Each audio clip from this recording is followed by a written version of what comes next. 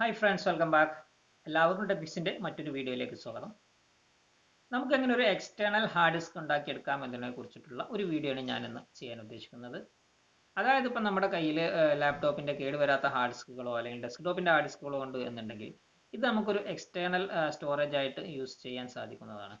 അതിനായിട്ട് നമുക്കൊരു hard ഡിസ്കിൻ്റെ case purchase ചെയ്യേണ്ടതുണ്ട്. ഏകദേശം 300-350 രൂപ റേഞ്ചിലുള്ള ലാപ്ടോപ്പ് ഹാർഡ് ഡിസ്ക് കേസുകൾ അവൈലബിൾ ആണ്. അപ്പോൾ ഇത് എങ്ങനെ നമുക്ക് ഇൻസ്റ്റാൾ ചെയ്ത് ഉപയോഗിക്കാം എന്ന് നോക്കാം.